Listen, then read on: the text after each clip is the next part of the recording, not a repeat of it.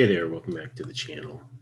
So today, I was gonna, I was talking earlier about in the stock market how, you have to pay attention to, what the range of a stock is on a typical day. And, because I was talking about that with respect to people buying or selling a stock after it's already made a significant move for the day. So, for example, if a stock has gone, already gone up, 10%, and then buying it after it's gone up 10% for that day, the issue there is like, well, what's going on with that? What is the probability of it actually going up another 10% or going up at all? And what's the probability of it going down? Now, it turns out that at the average charting program, and I remember there was an indicator that could kind of help us get this kind of information. I was working on like a little Python thing to kind of get more statistical information on it, but that'll take a little bit more time. And I'll share that with you when I get that done. But so in the meantime, I was going to show this indicator, and I think it's one that you can look at. And so once again, I'm not a financial advisor. I'm just, this is for educational purposes only, and I'm only just sharing the kind of things that I look at. And so at the end of the day, don't make decisions based on this. These are just things, the way I would look at it are kind of like you could build this into like a checklist. There would be a checklist of things that you would look at and just consider before you, whatever moves you make, so that's kind of how I look at things. So, yeah, so let me share that with you right now. So I'm going to go over here and I'm going to share some stock charts here.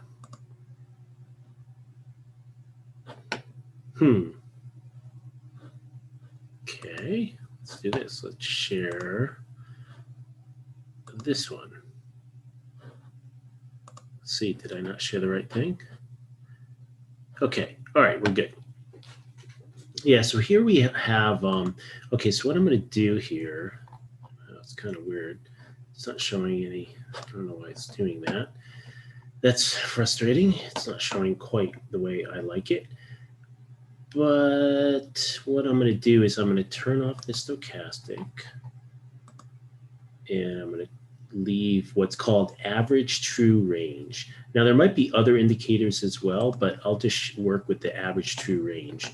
So here we go. We take a stock, and let's start off with the indices, and we're on this like a 6-month daily chart.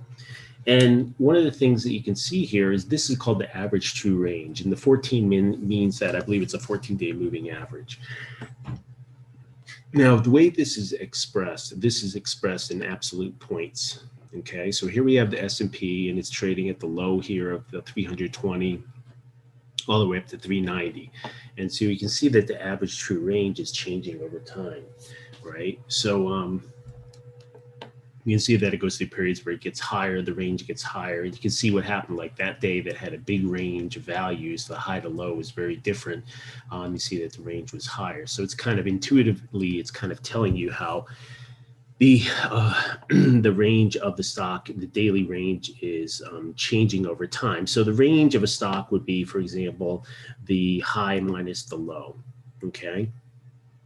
And I'm not sure, this might be absolute value. I think it's absolute value. So you would take the absolute value of the high versus the low. So basically if the high, if it was going down, so, well, no, it's always the high versus the low, sorry. So it's always a positive number. But what you can see is that, this changes over time. And the implication here is, like, if you look at this chart here, how many days do you have really long, wide-ranging bars? Well, you don't have very many. You have one here. Yeah, this one here, but like the really big bars in terms of range are like 1, 2, and maybe 3. And so you can see, and then you can look at the average true range as it's going on. It's going through periods where it's going higher and then lower. So here the average range is like 6.5, and then it goes all the way down to a low here of 3.6 per day. And you have to kind of keep it in perspective. So basically if it's at 3.8 for 3.8, it's like, what is the percentage? It's 3.8 divided by the price, which is, call it 380 or whatever, 370, whatever. It's like 1%. So you're looking at like 1 or 2% moves on any given day. That's the average move. And so the point is, if you were in a situation where you bought something and it's already made a huge move like this, and you're expecting it to go higher, it's like you're well off into a more rare event. Like what this tells you is you could basically sample all these data and see like how often when is the max range, and you'll see that it's not that often. So now we can use this kind of like look at more volatile things. Like here we have the Nasdaq. So here's the Nasdaq index. And we see this moving as well, but it's going to have a higher range. This thing, so this is Nasdaq Composite. You see you have a range of 260, 280. Now what I'm going to do is I'm going to convert this to percent. Right now it's kind of not in percent. So it's kind of, it's not as useful because the absolute value of the number is changing over time as the price changes. So it'd be better to represent it as a percent. Now let me just check and see if there's a way to do that. Now we have average true range. That's what I'm using now. And as I was pointing out, like with these things, like up here, I said, oh, it's average true range and it's a 14-day. Like down on this chart, you can change that parameter to anything you want. So you can change the moving average to whatever day you want. And so this is one of the things I was trying to point out to people is like, if you're curve fitting, if you're picking a specific value and you're trading, when things cross over or move beyond or whatever, you have to sort of just at least acknowledge that, it's somewhat arbitrary, this parameter. I could change that to 15, it'll shift all those values. Right, the ADX, the RSI is a 14 here. Like I could change that to some other number, and it would change it. So let's see if we can do average true range. Let's see if there's another kind of range in here. It's actually interesting. It's kind of good. You should probably just kind of like, on whatever charting tool you're using, kind of go through it and just kind of see what kind of stuff is available to you. Yeah, I'm not seeing a percentage true range. There's all kinds of other stuff in there that we could play with. But so I'm just going to go with this for now. So now when you go to your really volatile stuff, so let's look at our, GME. So here we go to our really volatile stuff, and let's see what's happening. So you can see up here, the true range is like very low. It's like 2.3. So basically, if I'm up here, I can see this Y value. Let's see, where is it? So it's like really low. It's really like 0 or 1. It's really right, 2.9, 2.3. It's very low values through this whole period of time out here. And then what happens is suddenly it gets in the pump and dump phase, and then the true range, now look at the lag, it lags a little because of our moving average of the 14-day.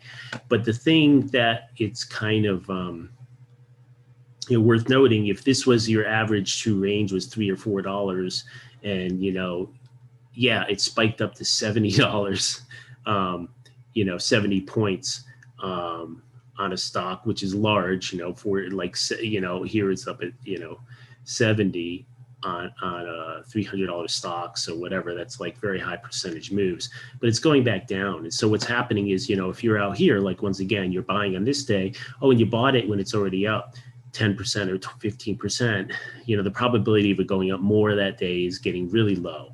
And so there's two things. So generally you have, this is changing over time, but you got to understand that this is sort of not that sustainable. These huge ranges are not that sustainable. And it's something you do for yourself. Go ahead and look at stocks. Go ahead and look at stocks, especially from a different time period. Go look in stuff, daily charts of the tech stuff, the Cisco's of the world, and all that stuff from back in the 90s, and kind of see what happens. You'll see similar things. You see how,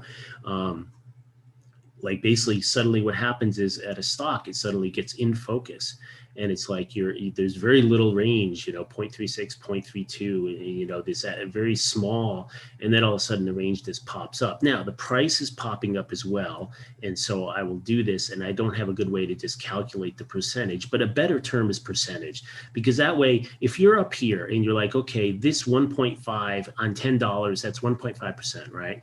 So, okay, so if you're buying it and it's like, oh, it did a setup to buy, to buy it, then if it's already up 1.4% or 1.5%, it's not going to go anymore. It's unlikely that it's going to go anymore. That's kind of the information that it's kind of providing to you, and it's something to consider. So this is actually something that goes to, it really goes to, the IBD guy talks about this a lot too.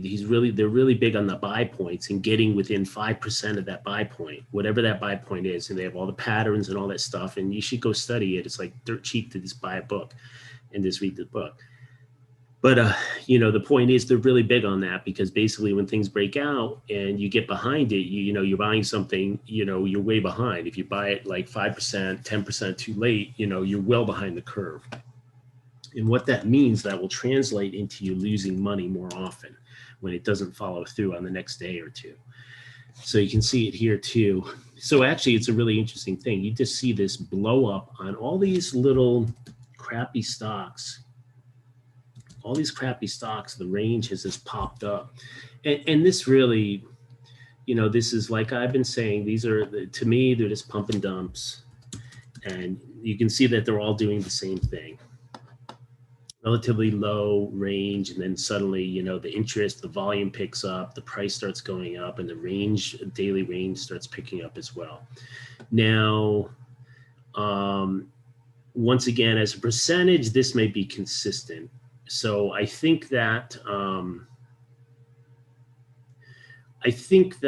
we do have to be a little careful here. So what I'm trying to say is, so what I'm going to do is I'm just going to bring up the really calculator here. And what I'll do is I'll try to do some Python plotting.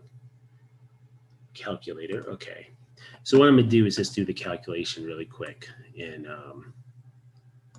so what I'm going to do, I'm going to take this point.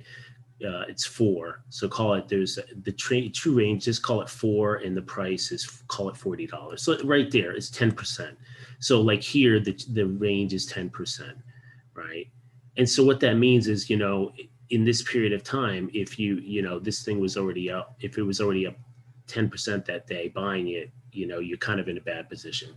So, so I think that's really it for that. I was like, I want to kind of show you guys that. And so I just was like, well, there's got to already be an indicator. And so, yeah, that's what I looked up, and there's like, oh yeah, average true range is probably, it's a good place to start for that.